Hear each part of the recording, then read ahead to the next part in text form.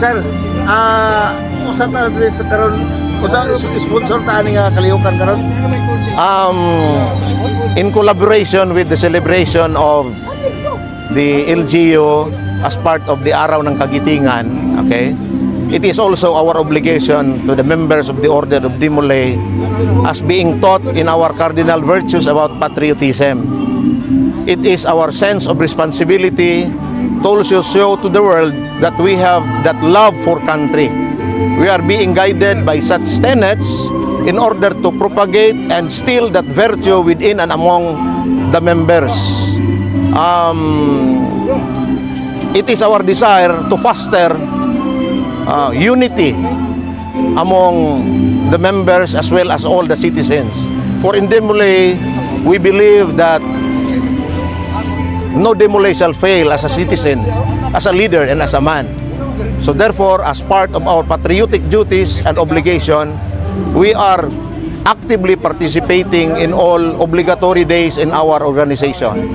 Second, we are being trained to lead our communities toward unity. For unity, as we all adhere to, is the basic foundation of progress in our locality or in our community. And we are also being taught to act in service to our country by our simple act of creating that principle, that nurturing that principle to be actively engaged in such activities. We remain and strengthen our patriotic duties. And lastly, in the Order of Dimolay, we are being taught to guard the legacy of our freedom, which our heroes have died for. Atong paningkamutan nga atong mapangalagaan ang independensya, ang nga atong naangkon pinaagi sa sakripisyo sa ato ang mga katawhan. Today, we donated 51 flags to the 51 barangays of Usami City. Not just a piece of cloth, but a piece of symbolism that carries our vision, our mission as the Order of Dimolay. Okay. Katong i-turnover ka ganiha ngadto sa mga kapitan mo to ngadto ang gi-donate yung mga flag. Yes, sir. Among gitagaan, gipaningkamutan nga makahatag kami sa 51 ka mga flag sa 51 sa kabarangay. With the emphasis that we are actively participating in community development as well as in the promotion of patriotic duties and obligation to our community as well.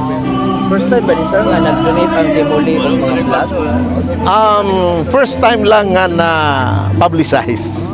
We have been doing this discreetly. Sa hilom nga mga pamaagi, we have been engaging in all patriotic activities, although dili makita sa limelight because we sometimes do it just by our own. We also have the participation during Independence Day, during Heroes Day, and all other patriotic activities wherein we can further develop and manifest our cardinal virtue of patriotism, which we are being taught since time immemorial. Sir, imong say siguro karon nga mismo si Mayor Sam no naasab diri sa kalihukan nyo karon uban sa yung Dako kayo ang among pagpasalamat tungod sa pagsanong sa ato ang halangdon nga mayor nga usa-usab namo ka brother for being also a member of the Order of Dimolay. He know for a fact the tenets that we have lived for, and he is particularly familiar with all such activities. And nalipay mi tungod kay nahimo ming kabahin sa paghandom sa atong mga bayani nga nahimong instrumento aron makabot nato ang maayo og demokrasya nga katilingban. Salamat kayo, sir. Salamat, sir.